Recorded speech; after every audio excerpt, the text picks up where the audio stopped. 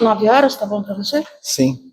Quantos minutos? Uns 40, 50? Não, até as 9. Até as 9, tá bom. Tudo bem? Tá ok. Se Tá quiser ótimo. ir até as 9h05, não é problema. Tá. Eu só estou preocupada com o seu horário. Tá bom. Tá bom? Tá ok. Então, são seus, devolve depois, porque... Tá certo. Bom, Todos mesmo. pessoal, boa noite a todos. Boa noite. Espero que todos estejam bem. Parafraseando o que a Rosana trouxe aqui, foi uma longa jornada de vocês.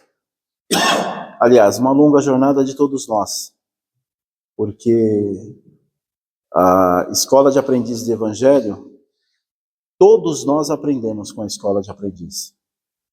Esse facilitador que vos fala, aprende, e vocês, de alguma forma, nos ensina também a sermos pessoas melhores, a nos tornarmos pessoas um pouco mais receptivas às informações que a espiritualidade nos traz. Então, quando eu iniciei a minha trajetória na escola, quantas questões que eu fui descobrindo ao longo desse tempo. Porque as ferramentas, todas as aulas, as dinâmicas que o dirigente faz juntamente com os secretários, e assim a troca, a amizade, é algo que é ad eterno. Então, vocês iniciaram essa jornada, essa caminhada, e agora vocês vão dar uma continuidade. E eu tenho a responsabilidade, ou melhor, nós temos agora essa responsabilidade de dar continuidade. E eu para passar o conteúdo para vocês, as informações, o conhecimento, principalmente o amor, porque para nós aqui a máxima nossa é a lei do amor, e vocês para dar continuidade a essa linda jornada que vocês têm, né? E então, para a gente iniciar, é importante a gente fazer algumas reflexões aqui, que elas são, que eu digo que é providencial. A primeira é que de longas aulas que vocês tiveram aqui, cada uma vocês tiveram um aprendizado, vocês tiveram aí uma lição.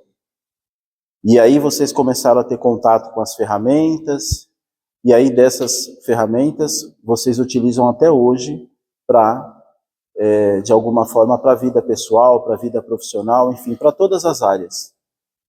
E o tema de hoje, ele nos traz uma reflexão do que nós, quanto espíritas, aliás, que até uma pergunta, para vocês hoje, para nós, eu vou me incluir nesse rol também, para nós, o que significa ser espírita? É uma pergunta, tá, gente?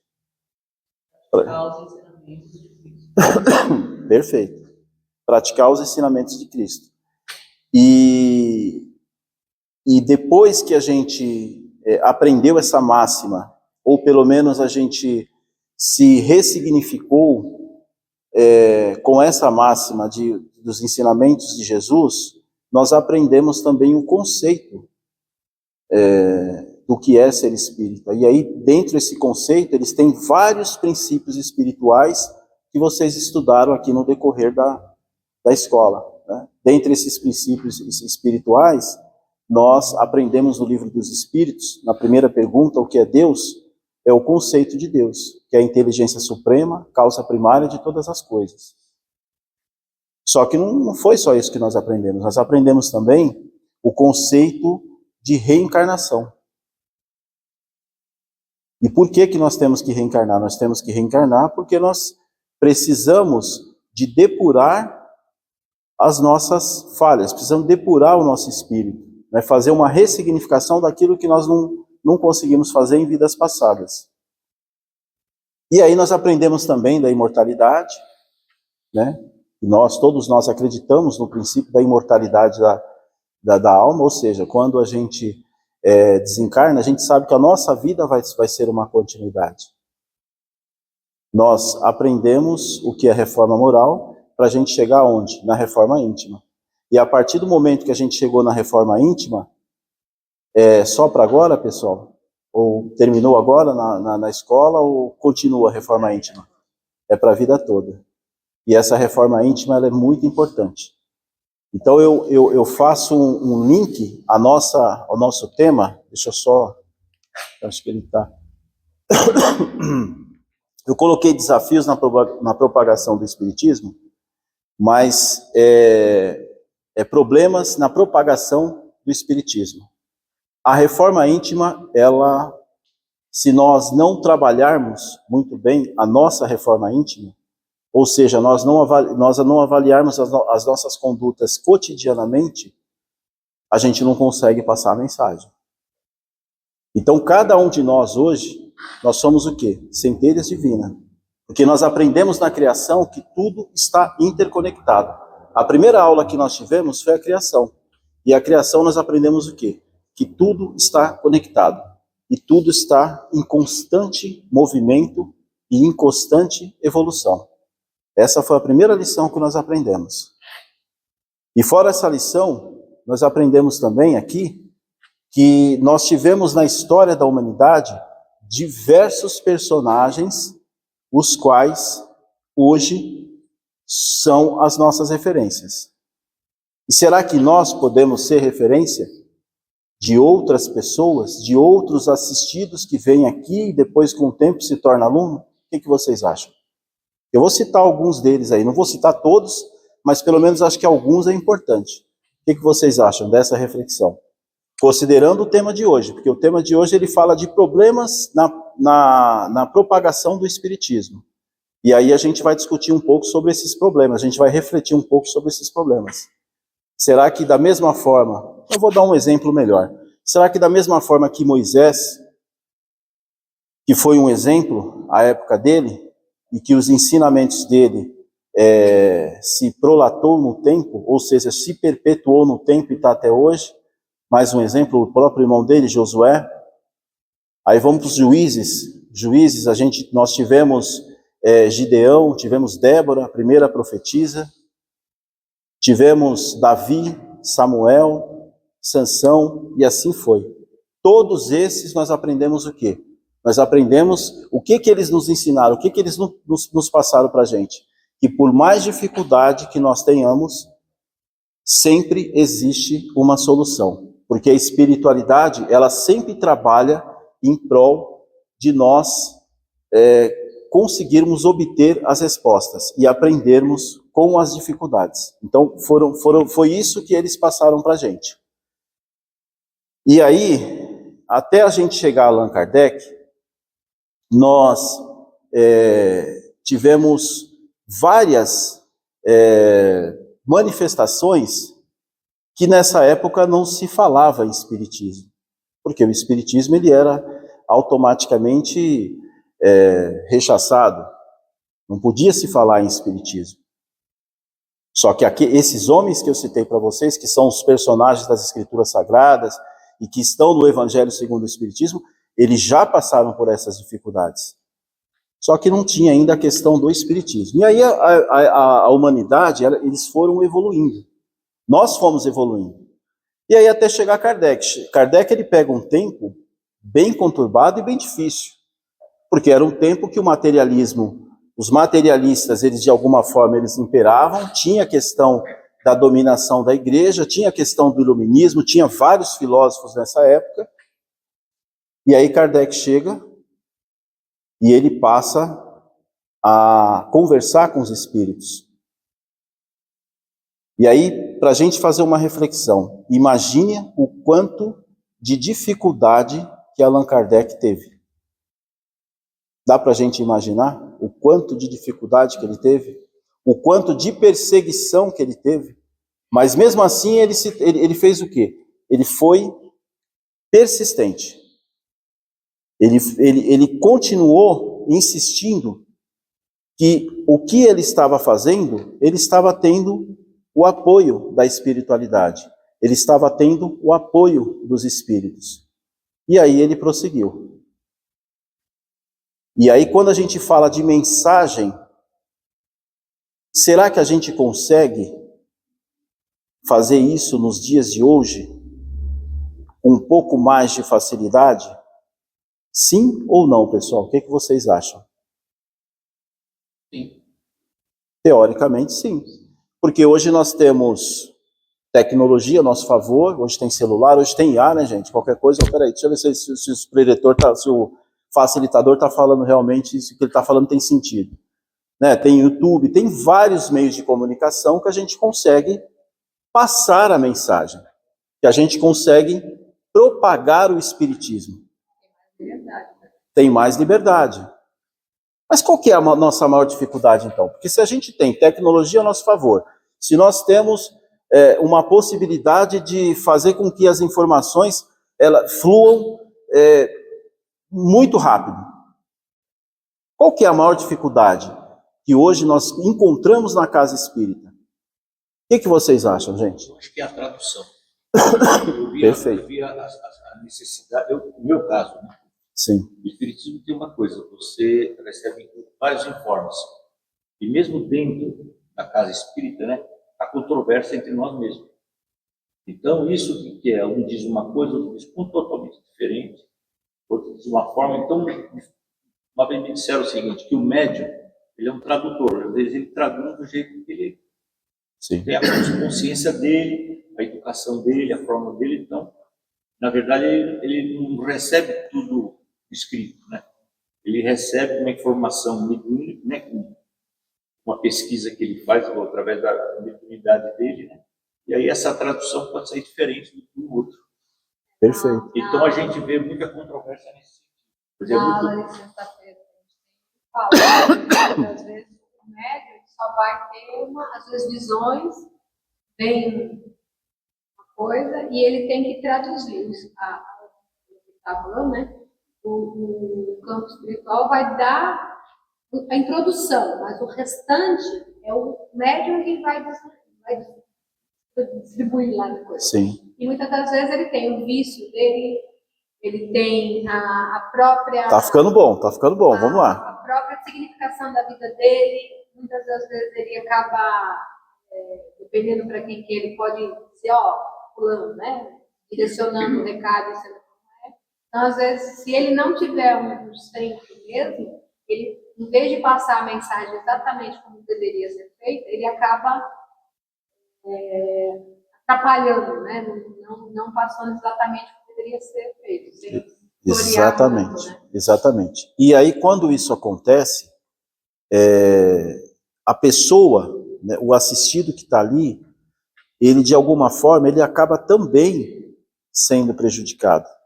Porque às vezes pode deixar em dúvida porque ele acha que não é para ele. Exatamente. E isso daí acaba acontecendo o quê? Acaba deturpando o que de fato é o espiritismo.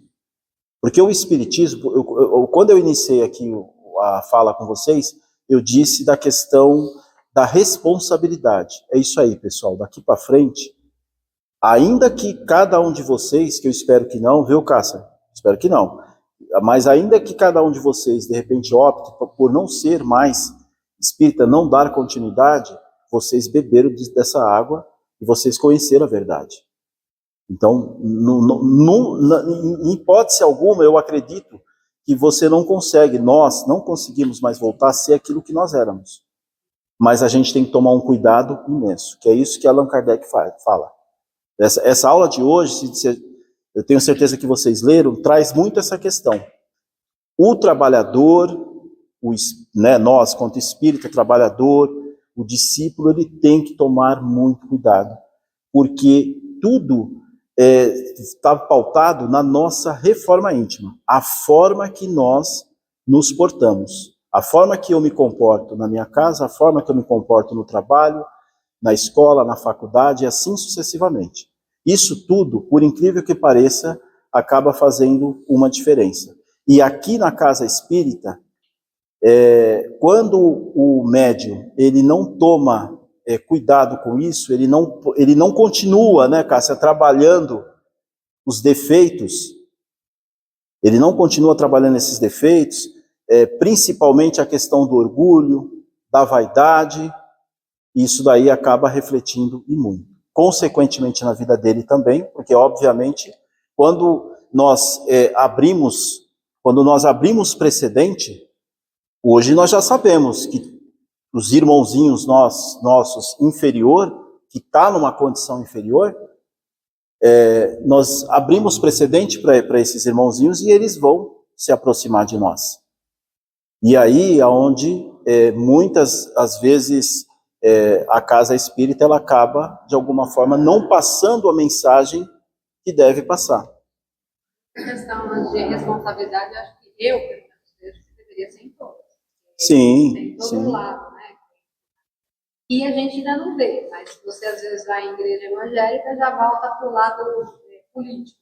Católico também às vezes tem, dependendo do padre lá que vai também particular. Assim, acho que a palavra de Deus deve, né, ser passada com responsabilidade sem os seus vícios, que nem você falou. E então, exatamente. Então, o primeiro ponto aqui nós já identificamos dessa aula aqui.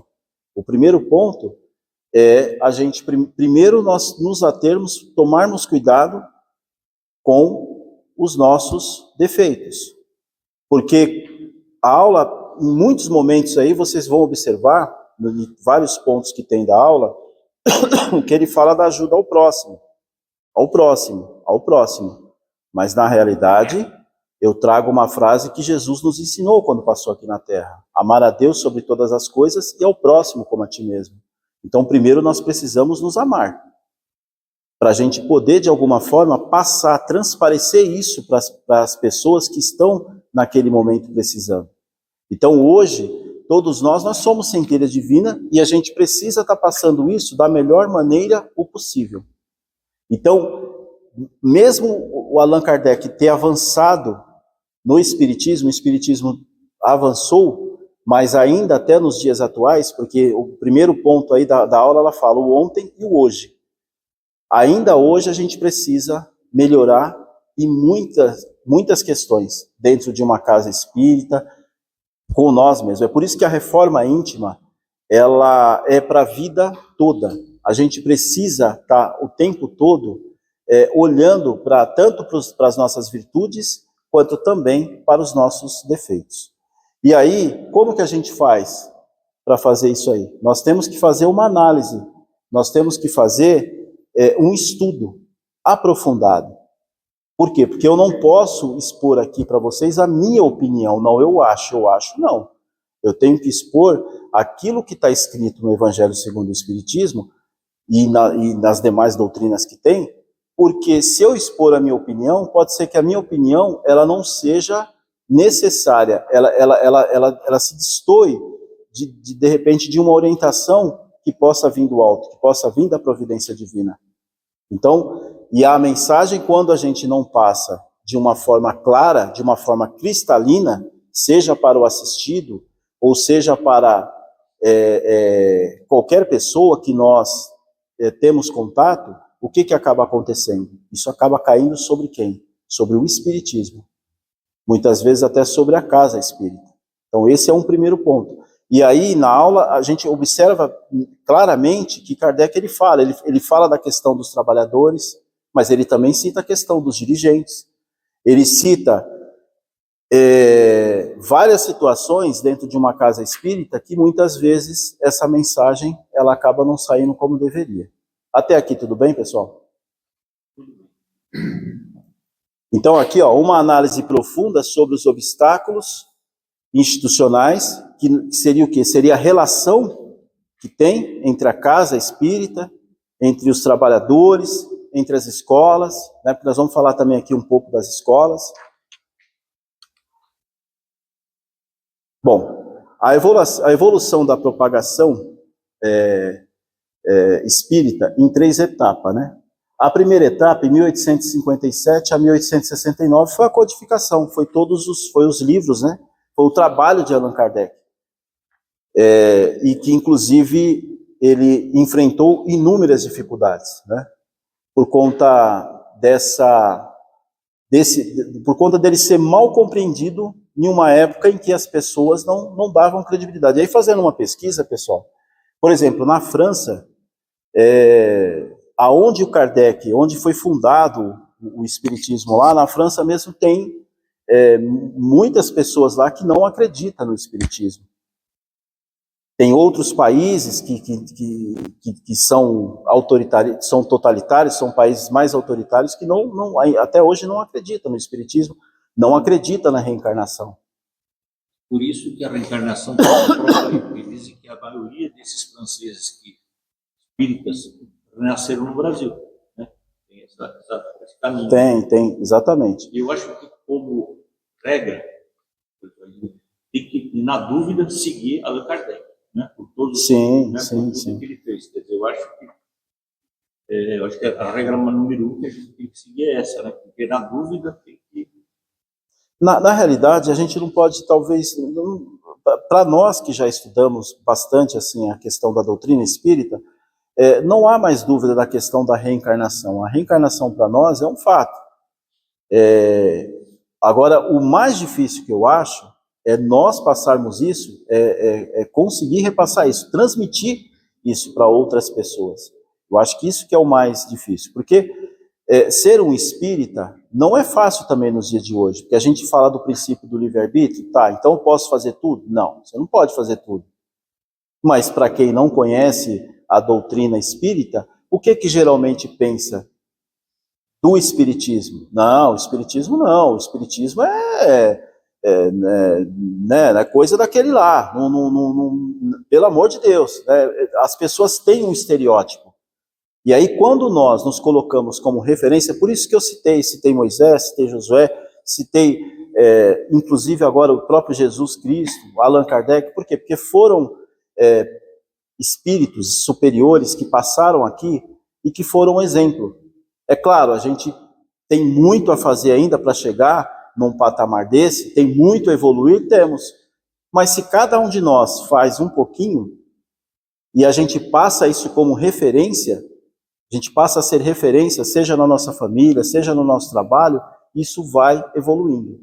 Então, eu acho que a nossa grande missão, quanto espírita, quanto trabalhador de uma casa, é exatamente isso.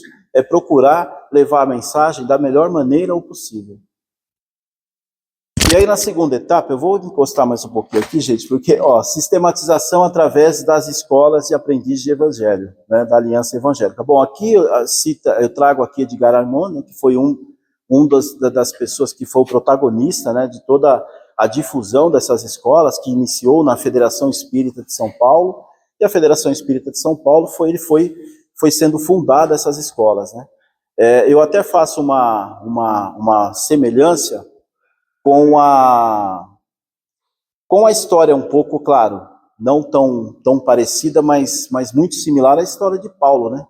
O tanto que Paulo ele contribuiu para difundir o evangelho de Jesus, né? E Edgar Armand também não foi diferente. Então essas escolas de aprendiz de evangelho, elas vieram com um condão do quê? Iniciático, de pregar o quê? O amor, de trazer para todos nós as máximas do Evangelho de Jesus, de trazer para todos nós os princípios espirituais, as leis morais. Isso que a escola de aprendiz de Evangelho, ela nos trouxe. E ela nos trouxe ferramentas que nos possibilita hoje trabalharmos o tempo todo com essas ferramentas. A prece, o Evangelho no lar, a caderneta pessoal, o caderno de temas. Tudo isso a gente consegue trabalhar no nosso dia a dia, o quê? Os nossos defeitos e as nossas virtudes. E a gente consegue, e o que mais que ela traz, pessoal? O que mais que as escolas trouxe para vocês? Vocês têm hoje muito conhecimento nesse sentido, né? O que mais vocês conseguem identificar que a escola trouxe de bom para vocês? Indulgência, isso, perfeito. O que mais, pessoal? Eu acho que a coisa mais importante foi o consolo. Consolo. A pessoa saber por que acontece que determinadas pessoas passam uma situação e outras não. Então aí, eu acho que o espiritismo, quando ele cresceu mais, nem digo na reencarnação, eu digo como consoladora mesmo, né? Pessoas que tiveram problemas difíceis e tiveram explicações do porquê, né? Exatamente. E outra coisa que a gente vê, por exemplo, nós como espíritos estamos em crescimento, né? Mas existe aquele espírito que quando ele assim, Deus cria ele, né? Tem uns que não precisam passar por essa fase, ele já vem com evolução, né? Essa é uma explicação que até hoje eu não entendi por quê, mas tem isso é o que ocorre. Então, como nós estamos nessa fase, então muita coisa a gente vê triste, né? Pessoas que têm sofrimentos, né? Eu acho que como consolador, acho que foi a coisa mais importante. Sim, né? sim. E todas as religiões, você pode até o católico, você pode dizer, eu sou católico, mas eu acredito na reencarnação. A maioria dos católicos acredita na reencarnação. Sim. Não é Sim. verdade? Então, exatamente. Então, quer dizer, é uma coisa que já se ficou aqui, principalmente no Brasil. Mas eu acho que como consolador, acho que é a coisa mais importante.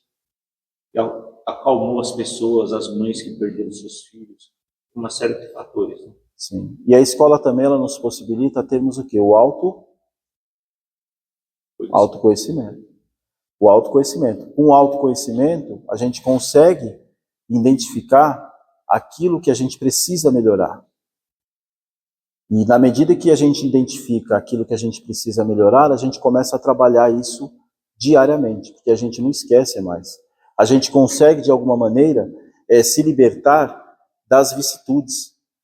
E muitas vezes, lá fora, a gente não teria essa condição, porque a gente não teria uma análise tão aprofundada do que nós somos. O grande segredo da escola de Edgar Armond é fazer com que nós olhemos para onde, pessoal? Para dentro de nós. Para que nós olhemos e nós enxergamos nossa essência. Porque não é só defeitos que a gente trabalha os defeitos, mas a gente trabalha também as virtudes. Então aqui, com as dinâmicas que vocês tiveram, aqui com as aulas que vocês tiveram, vocês trabalharam bastante, tanto os defeitos, quanto também essas virtudes. E aí vocês trabalham incessantemente cada aula, e agora cada um de vocês, alguns já estão até trabalhando, vocês estão trabalhando o quê? O que vocês estão fazendo? Vocês estão praticando a caridade. E quando a gente trabalha no centro espírita, a gente pratica a caridade. E a partir do momento que a gente pratica a caridade, a gente sai da teoria. A gente começa a exercer a prática.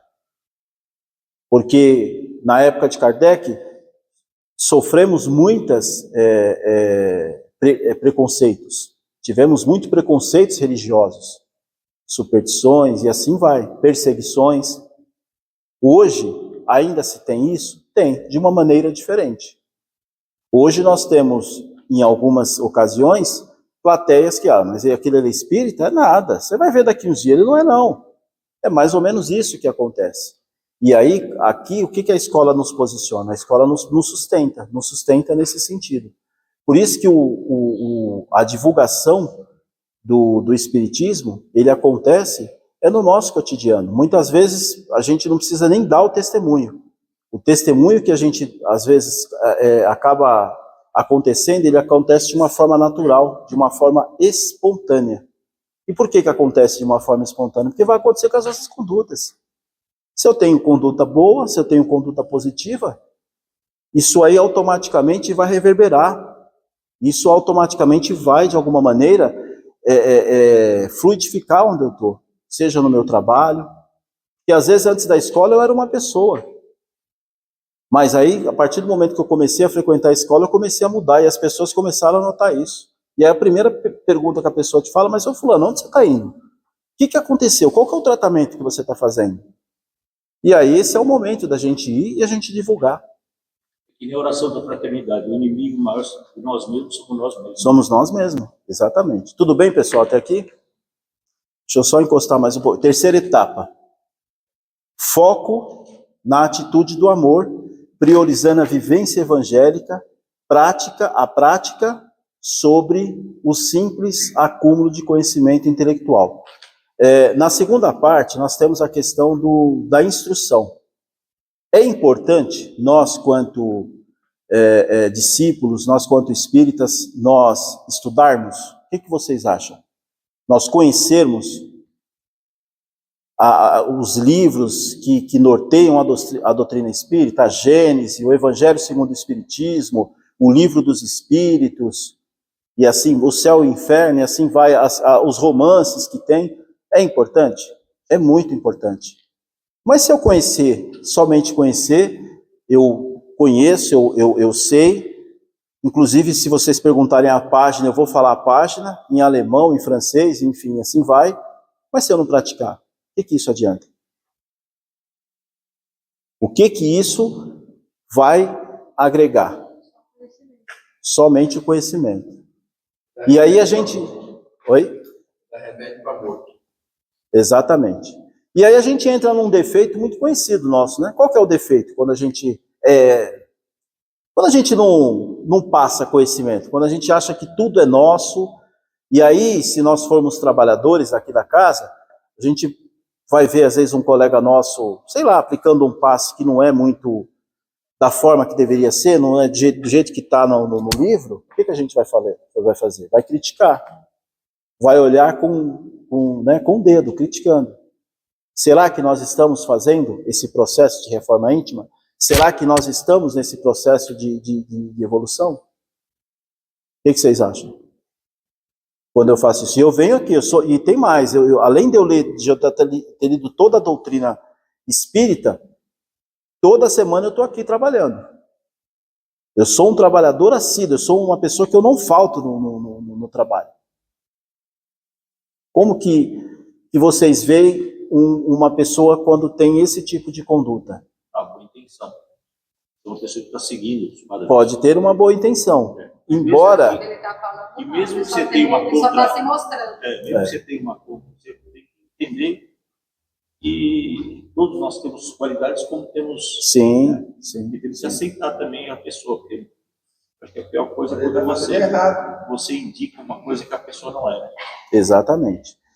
A grande questão é que quando nós chegamos num patamar deste, de achar que a gente sabe tudo, que a gente não precisa do outro, a grande questão é, nós sabemos muito, mas nós não estamos aplicando. E aí gera até uma dúvida, será que a pessoa sabe mesmo? Será que realmente ela entendeu a mensagem de Jesus? Porque a gente... Esse cara só sabe a teoria. Exatamente. Porque aí, quando a gente faz isso, a gente acaba desestabilizando a nossa jornada espiritual. A nossa caminhada espiritual, ela acaba... E aí, isso daí tem uma consequência. Porque isso aí acaba gerando também um certo conflito. E acaba, às vezes, também, quem observa, ou até mesmo se um assistido observar isso daí, isso também, de alguma forma, acaba impactando diretamente na propagação, na divulgação do Espiritismo. Por isso que o trabalho, né, a nossa missão hoje é muito responsável, é de uma grande responsabilidade e, ao mesmo tempo, muito delicada, porque a gente tem que estar sempre olhando para o que a gente faz, né? E a gente não pode, em hipótese alguma... O intelectual é importante, pessoal? Muito. É importante nós instruirmos. Isso, inclusive, na própria doutrina traz isso. Mas é muito importante também nós praticarmos. Pode falar. Isso aconteceu no passo das crianças, na câmara de passe, eles estavam dando o passo errado. Eu tinha acabado de chegar no curso, eu sabia qual era o passo. E aí eu ficava olhando no vídeo que eles passaram pra gente, ficava olhava eles dando o passo, né? Eu tinha acabado de chegar, eu nem estava errado o passo da pessoa. Mas isso me incomodava. Estava errado, eu ia falar, está errado o teu passo. Até que eu fui pegando mais tempo, conhecendo, comecei a dirigente. Então, tem pessoas que não passam errado. Eu não vou falar quem é, né? Então, o que ela fez? Numa aula, né? Ela foi dentro da câmara, fez toda aquela corrente, fez todas as durações, todo o começo, fez os trabalhos. Ela falou assim, vamos só repassar aqui o passo. Repassou o passo. Sim. Acabou o problema. Então você vê, né? Corrigiu do módulo. A mulher lá trabalha, né? Experiência lá. Mas corrigiu no módulo, não ofendeu ninguém, não machucou ninguém e deixou correto seguir. Exatamente. Ou seja, um exemplo, ela usou um exemplo, e um exemplo de alguma forma positivo, sem expor a pessoa que fez, e eu tenho certeza que a pessoa vai continuar trabalhando, vai continuar voltando. Então, essa é a nossa... Eu acho que são esses ensinamentos que a gente tem que, de alguma forma, estar sempre procurando compartilhar. Tudo bem, pessoal, até aqui? Bom, aqui foi um acontecimento que teve o Alto da Fé de Barcelona, né, na Espanha, que foi queimado, né, as 300 obras de Allan Kardec. E qual que era o objetivo de queimar? Vamos matar o Espiritismo para que o Espiritismo, vamos eliminar essas obras para que ninguém tome mais conhecimento e que pare definitivamente o Espiritismo. A ideia era essa. E o que aconteceu? O Espírito falou para o Allan Kardec, falou, Ficou mais deixa assim interessante, que vai, porque agora daqui para fizeram- frente vai propagar mais. Brincando da Copa, fizeram a mesma coisa, né? A FIFA quis estampar o nome do estádio lá, que é o nome da marca, e eles fizeram o desenho cobrido, né? Conclusão, chamou mais atenção, propagou mais propaganda, mais interessante. Mesma coisa. Às vezes proibir tem uma reversão. Exatamente. Na nossa história, na história da humanidade, nós temos muito essa questão, que às vezes, nós que eu digo, porque é um defeito que a gente precisa trabalhar, e muito, né? A gente, às vezes, para ocultar algo que a gente não quer, nós utilizamos de sombras. Isso se chama sombra. O que a gente faz? A gente oculta algo, ou então se a gente percebe que aquele determinado defeito vai aparecer, o que geralmente a gente faz? Vamos tentar dar um jeito de eliminar, vamos ver o que a gente pode fazer. Foi basicamente o que aconteceu. Só que o efeito foi o quê? Foi paradoxal. O efeito foi o contrário. E aí, vamos lembrar, vamos fazer uma retrospectiva, pessoal. Isso aconteceu com Jesus Cristo, sim ou não? Não foi muito parecido com Jesus Cristo? O que o Sinédrio, o que nós aprendemos aqui em aula? O que o Sinédrio fez todo aquele conluio, toda aquela articulação para levar Jesus Cristo para a cruz? Por quê? Porque ele era uma ameaça. Então, qual que era a ideia? Qual que era o objetivo deles? Vamos matar Jesus porque acabou o problema. E muito pelo contrário. E aí, por que não acabou o problema? Porque nós aprendemos também aqui que existem as leis morais, as leis universais. Então, a própria espiritualidade, quando acontece uma situação dessa como Kardec, o próprio Jesus, a própria espiritualidade trabalha o contrário. Porque aí nós trabalhamos também a lei do quê? A lei de causa e efeito. Então não tem jeito. Aquilo que eu faço aqui, pode ser que eu não tenha um resgate agora, pode ser que eu não tenha uma expiação agora, mas em determinado momento eu vou voltar e eu vou ter que dar conta daquilo. Então tem várias reflexões que essa passagem aqui de Kardec, ela nos traz como ensinamento, né? E aí nos traz também a reflexão da gente também trabalhar o amor e procurar trabalhar o autoconhecimento para quando a gente identificar uma sombra, né, um defeito, nesse aspecto, a gente já ir buscando mudar, e buscando realmente trabalhar com o quê, pessoal? Com a verdade. Que a partir do momento que a gente trabalha com a verdade, nós conseguimos melhorar a nossa essência.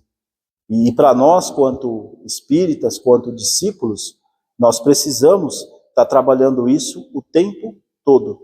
E a gente só consegue trabalhar quando a gente pratica. Então, nos instruir e, ao mesmo tempo, praticar. A prática incessante do Evangelho, isso que vocês trouxeram aqui, que um de vocês trouxeram, a questão da indulgência, a questão do altruísmo, a questão da empatia, de nós nos colocarmos no lugar do outro, é isso que vai fazer com que nós equilibramos a nossa jornada aqui na Terra. Tudo bem, pessoal? E aí aqui, né, o Evangelho segundo o Espiritismo também nos traz aqui alguns defeitos que nós temos, né? E na casa espírita, aqui, na aula de vocês também tem a questão da instrução e tem a questão da mediunidade, que nós já falamos um pouco a respeito da mediunidade, e fora isso, nós temos o orgulho. E esse orgulho, ele às vezes também acaba dificultando a nossa missão. E acaba sendo também algo que é um dificultador para a gente difundir esse evangelho, difundir o espiritismo, propagar esse espiritismo. Se nós temos, se nós somos, como nós usamos aqui um exemplo, se nós temos um trabalhador ou um dirigente que ele não procura agregar, ele acaba de alguma maneira desestabilizando isso. Ou agora nós estamos falando muito da casa espírita, mas eu não vou falar só da casa, vamos falar também de outras denominações que tem. Por exemplo, se um centro, na própria aula também traz isso, se um terreiro, se as pessoas que estão ali, elas estão utilizando o trabalho, e aí sem crítica à religião, sem crítica à denominação, mas são exemplos que nós temos, que aí entra a questão do quê? Do materialismo. Eu sou um espírita, eu trabalho, mas eu quero ter interesses materiais. Por exemplo, aquela pessoa que faz trabalho e cobra, e tem ali um comércio, acaba comercializando. Ou se faz um curso e se acha melhor que ele. Também. Quando a pessoa ela chega numa situação dessa, na aula de vocês também hoje, tem a questão do agente do mal. Né? São o quê? São os espíritos, porque aí a pessoa acaba se afastando, porque a gente também aprendeu aqui, por falar nisso, todos vocês já fizeram o curso de médio, não? Estão fazendo, ou vão começar ainda, né? O curso de médio, mas no curso de médio vocês vão ver isso. A partir do momento que você se afasta, que a gente começa a não trabalhar os preceitos espirituais, os preceitos, os ensinamentos de Jesus, a máxima de Jesus, o que acaba acontecendo como consequência? Nós também atraímos, não é porque nós estamos na casa espírita que nós não vamos atrair esses espíritos zombeteiros, aqueles espíritos que estão numa condição que muitas vezes ele se apresenta para o dirigente, ele se apresenta para o médium, como até acho que o exemplo que ele citou, passando instruções do alto, né, da providência divina, que não são instruções verdadeiras. Isso pode acontecer? Pode acontecer. E acontece por conta desse carinha aí, por conta do orgulho. Às vezes o orgulho, às vezes um defeito que nós temos, que nós não estamos trabalhando ele, isso acaba tendo inúmeros problemas tanto na vida dessa pessoa, quanto também ali no próprio trabalho. Agora, a espiritualidade, ela deixa isso aflorar para os demais? Não necessariamente, mas a pessoa que está tomando esse ato, que está tendo essa conduta, com certeza ela vai ter muitos problemas, né? Então, são situações que precisa estar sempre, a gente está sempre muito atento com isso. E qual que é o nosso maior ensinamento, como que a escola nos trouxe e que o Espiritismo nos traz? Que a gente tem que fazer o bem não importando a quem, sem ter moedas de troca. E desde a época de Jesus, que sempre nós tivemos, até antes da época de Jesus, sempre nós tivemos essa dificuldade. Vamos lembrar dos fariseus aqui.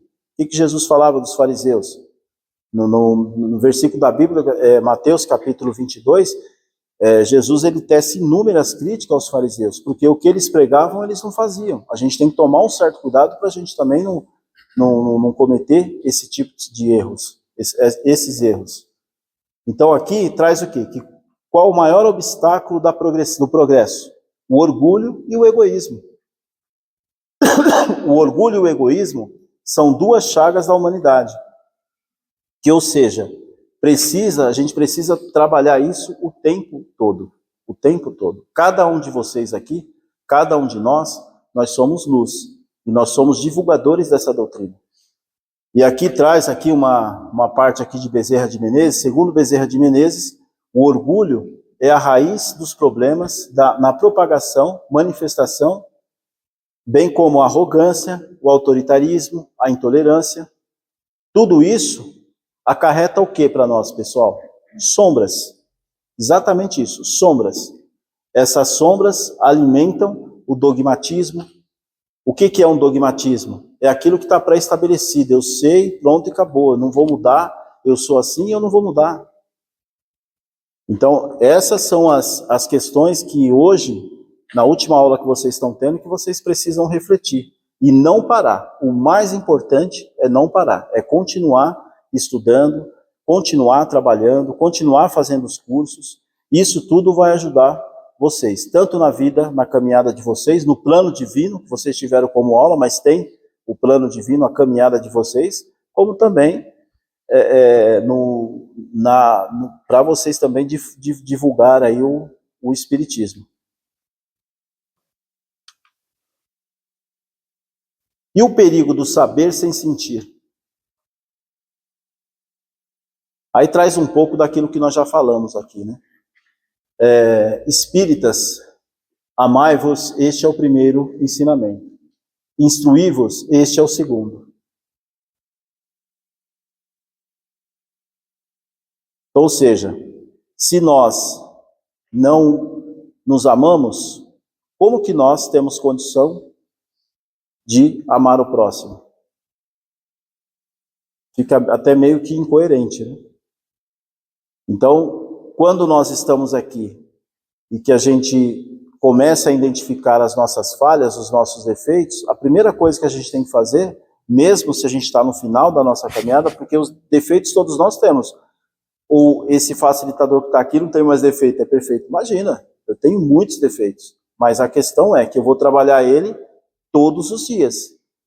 Tem algumas questões que eu ainda, às vezes, faço, que tem hora que eu, pera um pouquinho, eu estou no caminho errado. Para, né, muda a rota e vai adiante. Por quê? Porque eu preciso disso, né? Então, cada um de nós, a gente consegue identificar aquilo que nós estamos fazendo que não está legal, que não é conveniente, e que a gente precisa evoluir nisso. E aí, quando a gente faz isso, o que a gente consegue passar para o próximo? Exemplo, exatamente. Mas eu acho que no meu exemplo, no caso da minha pessoa, né, eu vejo o seguinte: instruir, né? Instruir para esse autoconhecimento, você usa para você primeiro, Sim. não usar para o segundo. Sim. Mas a dificuldade que nós temos é que a gente se defende muito. Então, eu sempre procuro pegar o seguinte: eu procuro ficar lá em cima e viver com uma terceira pessoa. Aí fica fácil eu conseguir fazer os meus acertos. Sim. Perfeito. Que é o caminho que eu usei para isso, porque normalmente acontece isso, a gente tem conhecimento, mas a gente não usa, porque tem que pensar, usar para os outros, mas não para nós. Exatamente. E quando a gente está vendo a gente como terceira pessoa, é mais fácil a gente utilizar esses conhecimentos, a instrução. Exatamente. E o mais importante disso tudo é quando a gente identificar essas falhas nossas, é a gente simplesmente não desistir. Porque muitas vezes também a gente costuma desistir. Ah, eu sou assim mesmo, eu não vou mudar, eu não consigo, eu já cheguei até aqui, para mim tá bom demais.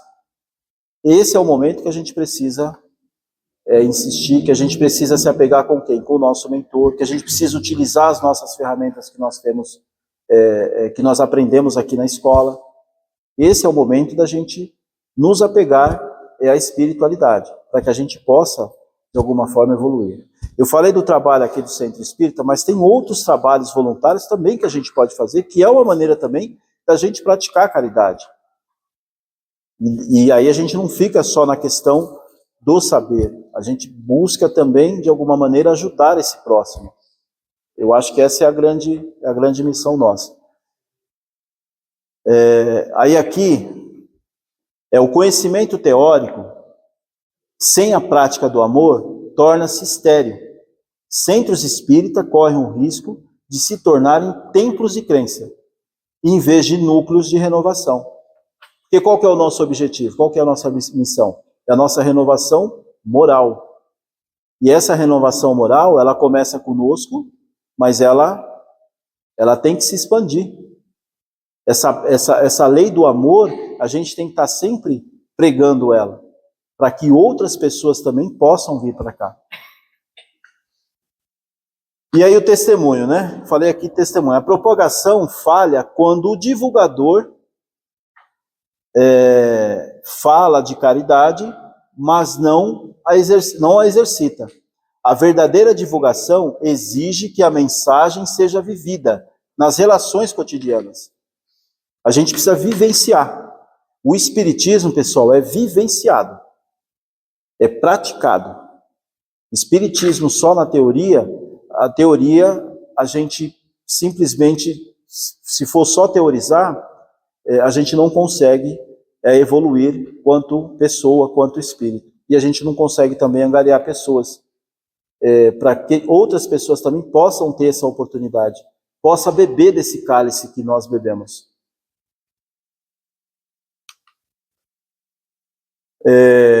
O desafio do comodismo institucional.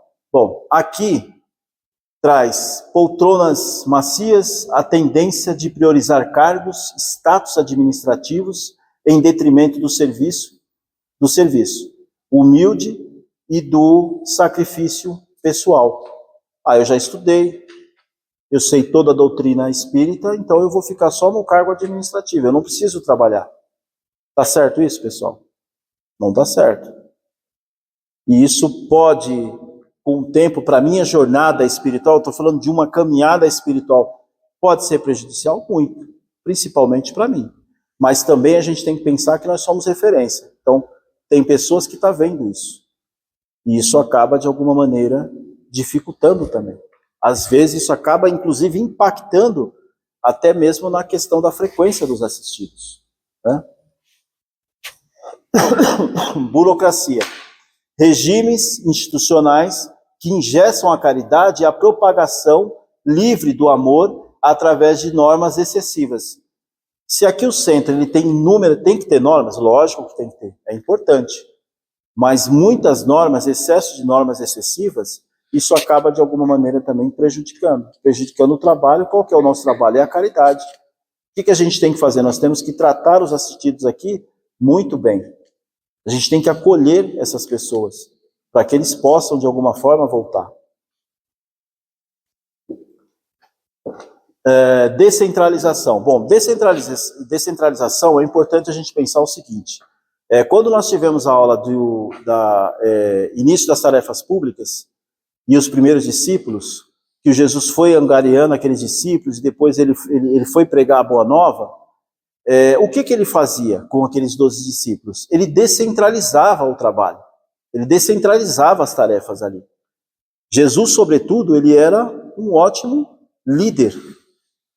É o que o centro espírita tem que fazer de alguma forma. Descentralizar, cada um fazer um trabalho. Mas eu também, como trabalhador, eu não posso querer fazer somente o mesmo trabalho. Não, eu só quero ficar na câmera. Então, eu estou aqui para ajudar. Eu estou aqui para ser voluntário. Então, eu tenho que trabalhar em todos os lugares que eu for designado, né? Então, isso também, eu já fui em casa espírita das pessoas acabar até, às vezes, divergenciando por isso. Isso não é bom. Isso também acaba, de alguma forma, prejudicando a divulgação do espiritismo. E aí, tô quase finalizando já, viu, Cássio? Já são 9 horas já, né? Quase 9h10, então. Transformando a casa espírita em escola de virtudes. Então, qual que é o nosso objetivo aqui, pessoal? É converter o posto de socorro em um núcleo de renovação social e humana. E a gente só consegue fazer isso. Uma outra questão também que eu não trouxe, que está na aula de vocês, é a questão da juventude, das crianças. Nós também, quanto espíritas, quanto discípulos, a gente precisa também, de alguma forma, ir trabalhando isso nas nossas crianças, nos nossos filhos, nos nossos netos, nas crianças que estão próximo ali. É por isso que tem a evangelização infantil, por isso que tem esses programas dentro das casas espíritas, para que possa, aqui, por exemplo, um outro programa também que é muito importante, que eu não citei, mas que vale a pena, inclusive vocês que estão saindo da escola, se não trabalharam, procurem também, que é muito legal, que é o Mãos Estendidas. Então tem vários trabalhos voluntariados que a gente pode fazer. Formar homens de bem capacitados em virtudes, além de simples designação religiosa. Educação integral do ser como um único caminho para a transformação social e duradoura. E o exemplo como a melhor forma de divulgação. Ou seja, quanto mais nós dermos exemplos como referências, como ações positivas, mais a gente está divulgando o Espiritismo. Mais a gente consegue divulgar com clareza, fica mais cristalino para a pessoa que está conhecendo ou que quer conhecer. E aí finaliza aqui, né, reconhece-se o verdadeiro espírita pela sua transformação moral e pelos seus esforços que faz para domar suas más inclinações. A reforma íntima é uma ferramenta principal. Eu coloquei aqui aprendiz, mas é o aprendiz, é discípulo, é aprendiz, servidor, discípulo para todos nós. E é para a vida toda.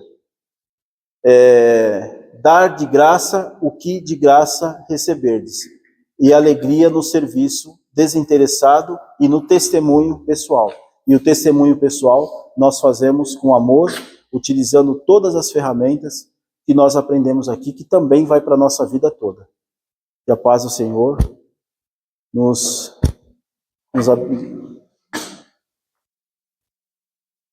Bom, pessoal, era isso que eu tinha para passar. Estou à disposição aí para perguntas.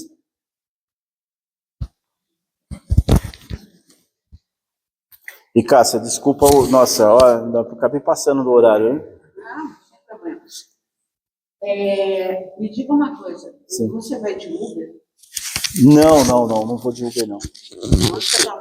Aqui? Não, eu vou de carro. Eu deixei meu carro lá atrás, mas eu vou de carro. Ah, tá, não.